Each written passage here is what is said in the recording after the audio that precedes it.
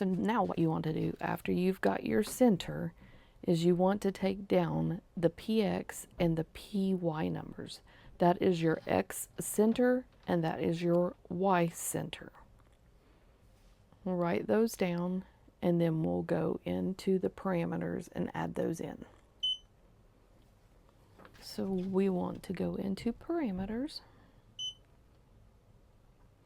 go into frame, and now we want to go into custom. Okay, and we'll go into T3, and this is your X center and your Y center. So we want to put in these numbers in those. So our X center was 87.7, so we are going to round up, click the 0. So 87.7 will be 88, and OK. Now, if your machine had a negative, then you would make sure that you put your negative in.